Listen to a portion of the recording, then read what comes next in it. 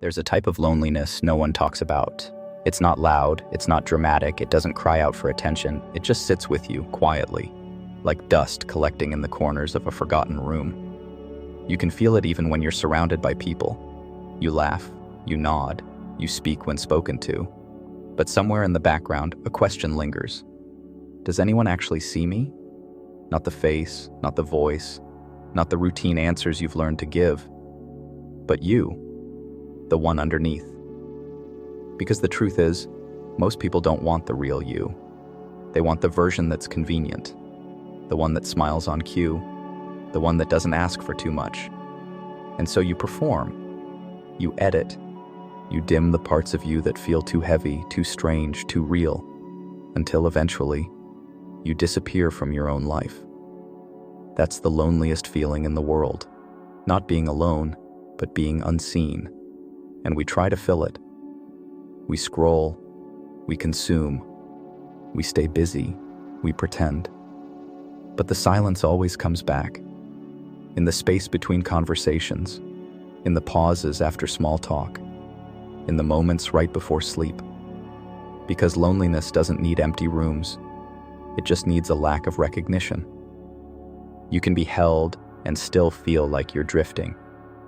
You can be loved and still feel completely unknown, and no one warns you about that.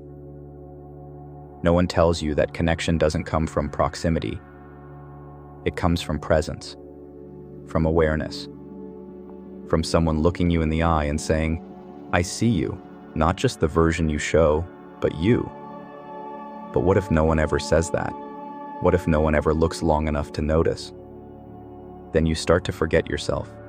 You start to believe you were never worth noticing in the first place. That's the slow erosion of loneliness. It doesn't break you all at once. It wears you down, thought by thought, day by day, until the silence inside you is louder than any voice outside. And yet, there's a strange kind of power in being unseen, because once you realize that most people never really knew you, you're free to stop performing. You're free to stop molding yourself to fit into their understanding. You're free to reclaim the parts of you that you hid away just to be tolerated. Because loneliness is not just an absence. It's a mirror. And when you look into it long enough, you stop asking who's missing and start asking who you've become. And maybe that's where real connection starts. Not with others, but with yourself.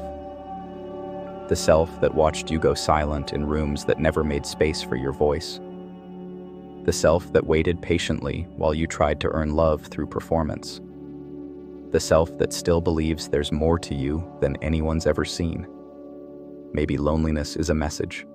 Not that no one sees you, but that it's time for you to start seeing yourself, not through the eyes of others, but through your own.